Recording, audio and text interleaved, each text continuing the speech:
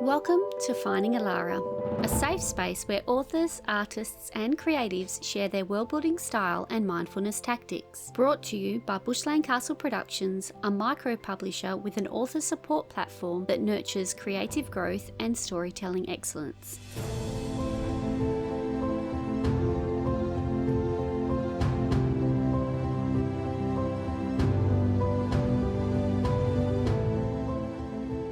Welcome to the Indie Author Book Fair Minisode series.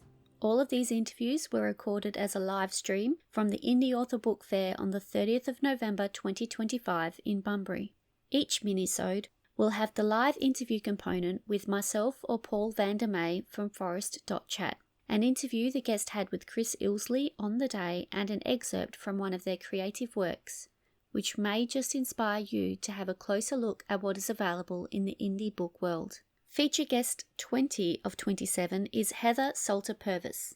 Heather Salter-Purves is a British-born author who has transplanted her love of dark, lush storytelling to the sweltering heat of Western Australia. A devotee of gothic macabre writing and twisted fairy tales, she crafts stories that help readers navigate darkness and find connection in the shadows. Heather's fascination with dark, magical worlds began in childhood, listening to Discworld audiobooks with her father, a foundation that shaped her belief in stories as survival tools through difficult times. She draws her inspiration from mythology reimagining and the kind of beautifully twisted narratives that bloom in unexpected places.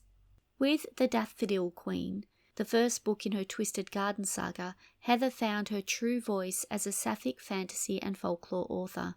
This Sapphic retelling of Hades and Persephone, woven through the Welsh mythology, marked the direction she intends to take her career, exploring queer reimagining of myth and legend where women love women amid gothic landscapes and magical darkness. Her 2026 release, Shadow Beyond the Gates, continues this journey, cementing her commitment to Sapphic fantasy rooted in folklore and the beautifully macabre.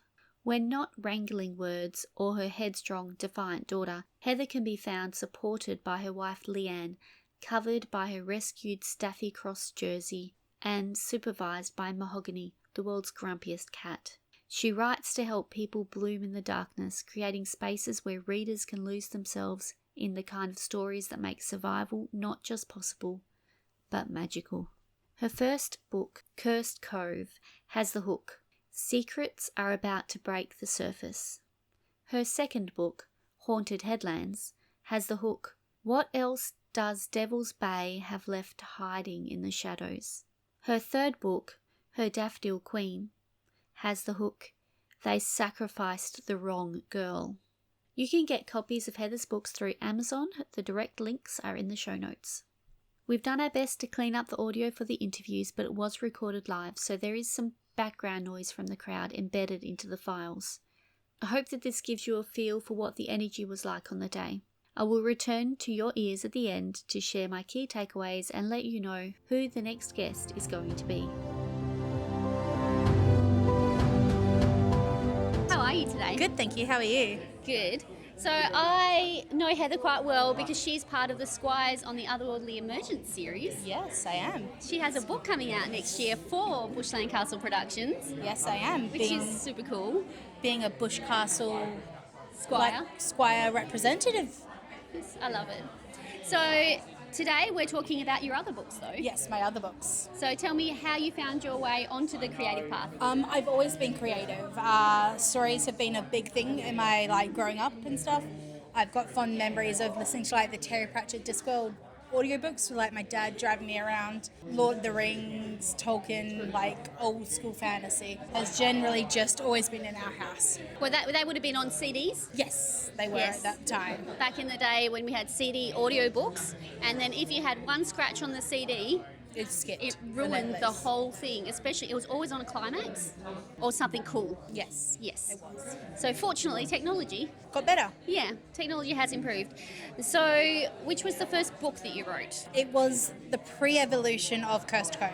And you've since republished that? I republished it. So it was called Rippled Reflections, but I pulled it down and reworked it to be more of my dark, macabre, sinewy, and then came back out as Cursed Cove. and then the sequel. Some of the stuff went from Rippled Reflections into Haunted Headlands.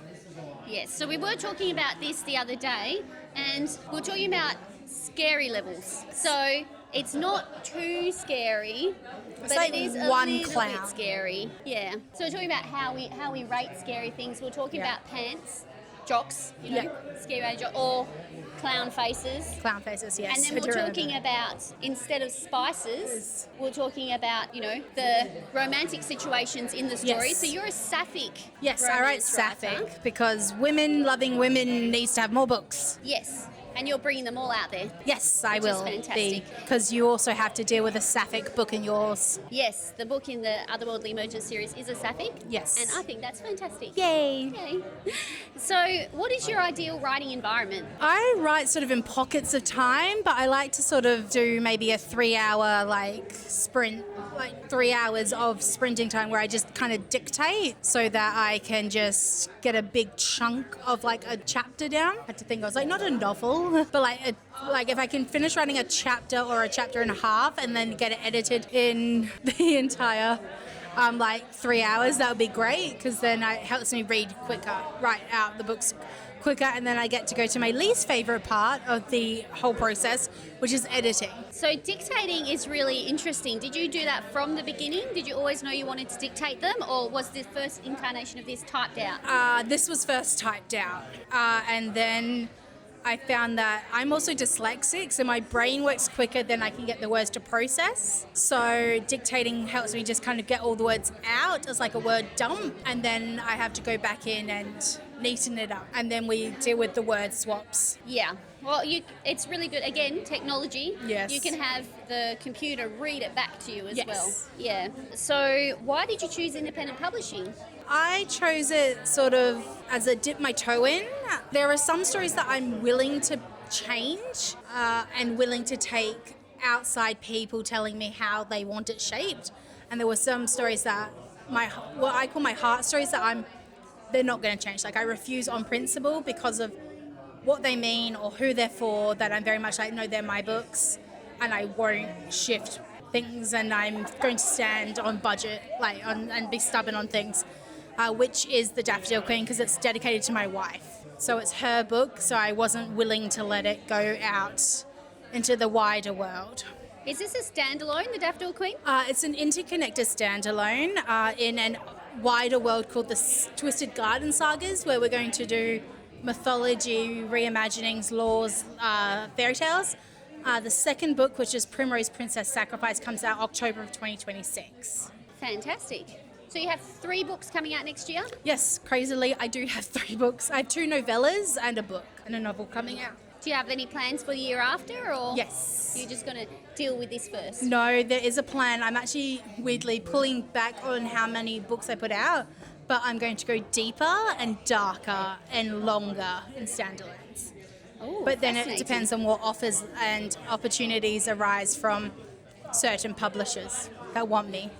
So when you first started publishing, did you realise how much effort you actually had to put into the whole process? I did to an extent, because I did follow other self-published authors, but it was a lot. I kind of underestimated my capacity or overestimated my capacity and underestimated to the extent what is and isn't done. But it's worthwhile because it is something I want to do long term.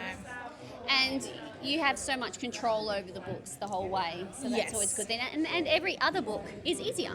I wouldn't say easier. I think the challenges that arise in them are just different. But Daffodil Queen was a lot harder in terms of I couldn't get to where I wanted it to go. So plotting was more difficult, and I think just the challenges shift and change of where you want to go. Well, every book that you do may have its different challenges, Yeah. but once you've learnt the original steps. Yes. Yeah. Oh, so uploading and knowing where to go, yes. But then I get different challenges okay, now I need to then go market it, or I need to figure out how to do that. So what advice do you have someone who's starting out in the indie publishing industry? Take your time, don't rush, but also find your people. And it's okay to actually stumble a couple of times. We're getting our cut signal, so Yes, we obviously are. we've gone over time. But it's been so much fun talking to you. Thank Good to you. see you in person. Yes. And just as an add-on, while she dictates her books, she crochets these cutesy little things. And I've been watching her doing them for a couple of weeks now, so it's nice to see them in person. Yes. So I will see you around. Yes, thank you. Thank you. Have you finished building your story and you're not sure which pathway to choose for publishing? The Book Reality Experience is a publishing assistance service offering partnership publishing solutions to authors. We have different pathways available and we'll recommend what we think works best for you and your story. Check out our website at www.bookreality.com for more information. Together, let's turn your book dream into a reality. At the Indie Book Festival in Bunbury, Heather Salter-Purves is a British-born author who, and I love the way they put this, has transplanted her love of dark, lush storytelling to the sweltering heat of Western Australia, which kind of works in January, maybe not so much in July. She's a devotee of Gothic macabre writing and twisted fairy tales. Oh, this has got my interest straight away. She crafts stories that help readers navigate darkness and find connection in the shadows. Heather's fascination with dark magical worlds began in childhood, listening to Discworld audiobooks with her father, a foundation that shaped her belief in stories as survival tools through difficult times. She draws inspiration from mythology, re-imaging, and the kind of beautifully twisted narratives that bloom in unexpected places. Gee, Heather. Hi. Some people may say, are you a bit of a dark person? Yes, I do sort of tend to sit in the like unkilted, like macabre, uncanny sort of area. You can just imagine a child, when you're telling them that story, assuming they understood what you meant, they'd go, but why? I love the why questions of a lot of people. We're all on our own journeys, but it's also learning that we're all having to deal with the same challenges, but how people approach them are very different. So what really sparked your fascination? Because the moment you start to talk about dark fantasies and all the rest of it, people sometimes think, oh, is there something in your life that made you this way? No, funny enough, I had I was privileged with a very nice, lovely childhood. I have had mental health battles and I'm still going through them in general, but I've had, loving family, supportive family. But I think I'm drawn to things that kind of lurk in the corners and the shadows. What's the fascination? What created that love, if you want? Sorry? The love of things that lurk in the corners and all that. What created that fascination for you? I think it's just along the terms of it's unknown or it's can't be described or explained, and therefore people already instantly dismiss it. So, because I wasn't a highly academic kid, I wasn't good at sports, so I kind of flew under the radar and kind of fell through the cracks. So it's also advocating for people that are in unexpected places. And so by your own reckoning, you were a different kind of kid. You didn't fit a traditional mould. No, I didn't. I don't think people should have to fit a traditional mould. But also, what happens when someone's fed up of being told that they don't fit the world, and if they want to rail against it, and that's the problem. Did you feel a certain amount of anger because you didn't fit in, that you were quite happy being who you were, yet at the same time you were conscious that you didn't fit in? Growing up, it was difficult, and yes, I did have resentment and anger, and I think that's what kind of fueled a lot more of diving into the dark and the twisted, because if I was, quote, wrong by a society standard, well, then I will go and sit in that wrongness and come back with a vengeance, basically. So you were always comfortable in your own skin, even though people might have looked at you? No, not comfortable? No, I'm not. I'm growing a lot more confident in terms of finding my people and finding community that supports. So you kind of seek like-minded people? Yeah, like-minded people, or people that can understand the challenges that are balanced and Because how I to guess being, navigate for them. want of a better term, a nerdy kid growing up, unless you are one, it's very hard for people to understand, especially when you're looking at a schoolyard context, how isolating that can be. Oh, see, I had bullying growing up, but it was also, I was lucky because I was good at finding little places and things, but I loved reading, so I spent my time in the library. Okay. So you're able to, for want of a better term, amuse yourself. Yeah. Your love of writing, that stemmed from that? Or was your love of writing always there and that just simply provided a vehicle through which you could express yourself?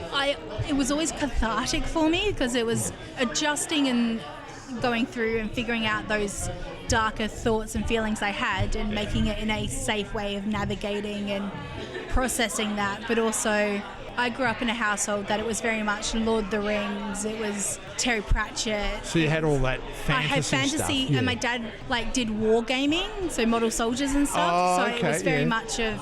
My mum was a reader, so I was really fortunate in being allowed to go into those stories and immerse myself in.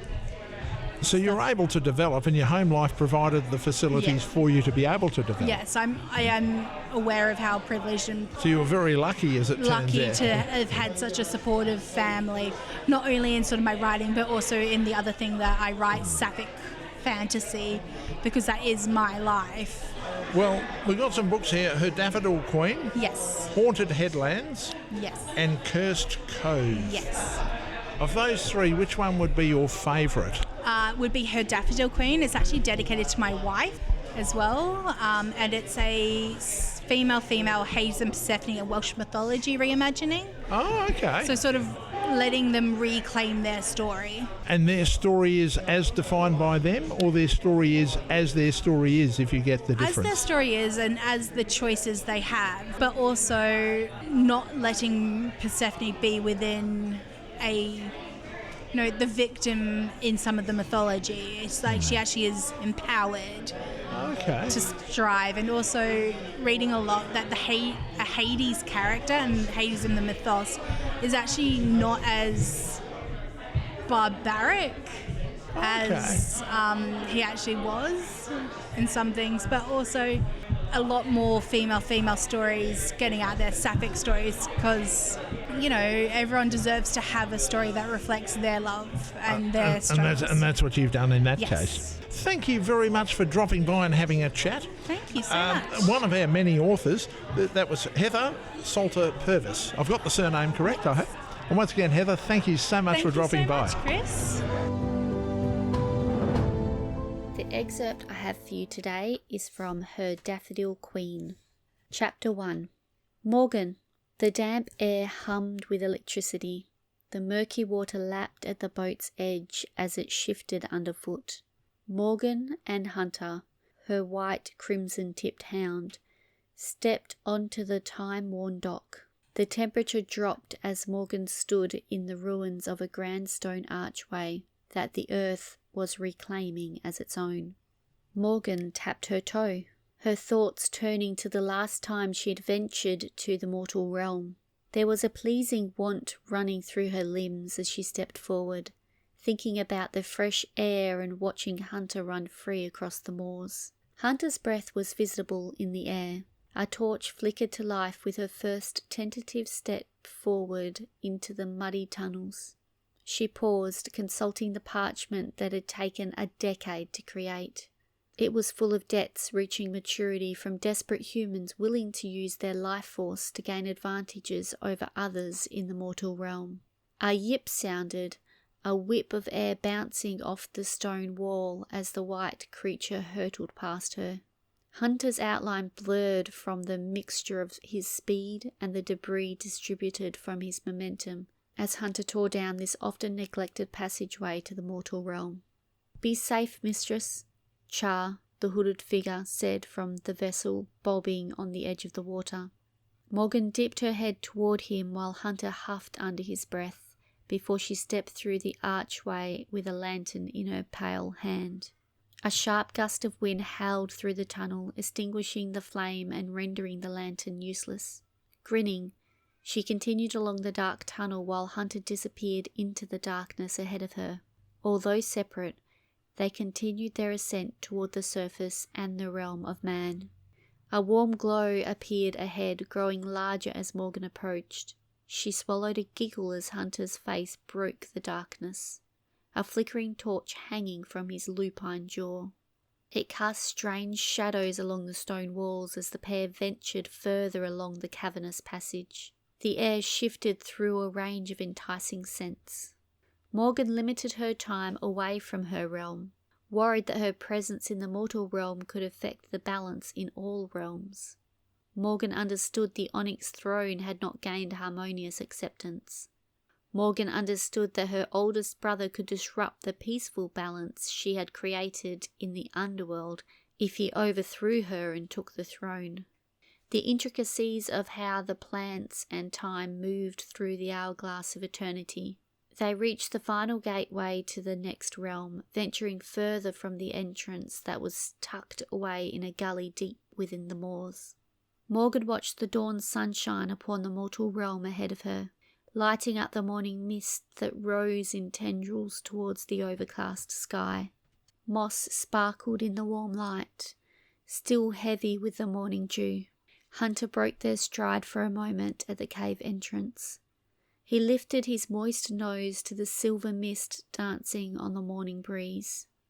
A shiver raked down Morgan's spine, reaching out into a passing tendril of smoke. She twisted it in her hand to craft herself a maroon cloak and a lined gown with grey fur cuffs. The silky fabric clung to her curves, casting her figure in the shadows stark against the morning glow. Thick mud slipped between her toes.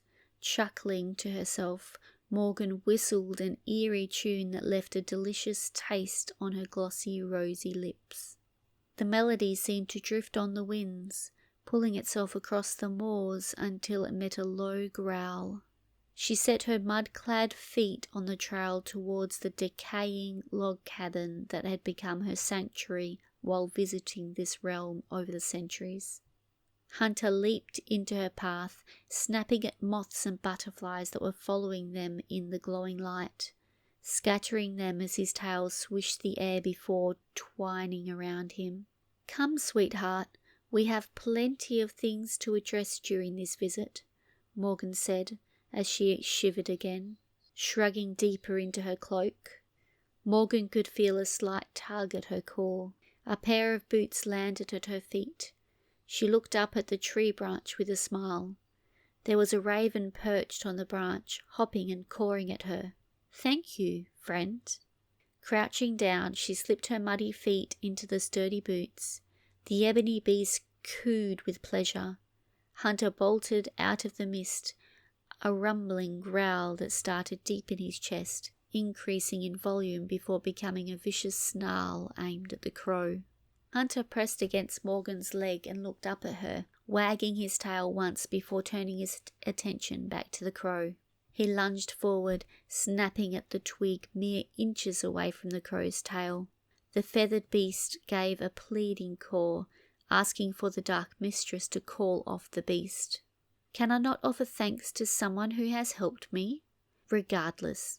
Decent job, my darling," Morgan praised the hound, waving her hand. The white monster barked, racing forward and melting into the thickening fog ahead of his mistress. That excerpt was filled with promise. The depth of the character knowledge and immersion into a curious pathway towards the mortal realm really draws you in and makes you think so many different questions about what is going to happen next. My first takeaway was how great indie publishing is in regards to flexibility. She put out her first book and then she knew there were changes that she wanted to make, so she just took it down, adjusted it, and re-released it. My second takeaway was how she dictates her stories. I'm fascinated by the way she can talk through her stories and how that's helped her express the narrative. My third takeaway was how she spoke about writing being cathartic and helping her navigate her thoughts and feelings as she was growing up. What were your key takeaways? If you would like to carry on the conversation with Heather, then she has Facebook, Instagram, and YouTube. All the contact details are in the show notes, along with her book information. In the next episode, you will hear from Gai McBride. If you are enjoying the show and would like to show some support, then please subscribe and share these episodes with a friend. Or if you want to go the next step, then you can buy us a cuppa. Head on over to ko-fi.com/findingalara. There is an option for you to buy us a cup of tea for $2, or you can join the Shadow Lair for $5 a month, where you receive exclusive content and advanced information about the show. If you'd like to get in touch with myself or the team at Bushland Castle Productions, then I'm on Instagram and TikTok as @FindingAlara. There is a Discord channel and Facebook group called Finding Alara Podcast. The Bushland Castle Productions team are on Facebook, Instagram and Discord as BCP Creative. Or you can check out the website Bushland Castle Productions for the most up-to-date information. If you'd like to get in touch with Chris, then he's on Facebook as Chris Ilsley. And if you want to talk to Paul, then he's also on Facebook as Paul Van der May and has his own podcast, Forest.chat. The music is brought to you by At Keys of Moon Music and is called The Epic Hero. If you enjoyed listening to Finding Alara, have any questions, or just want to share your world with us, then please get in touch. Until next time, keep up the search for your Alara.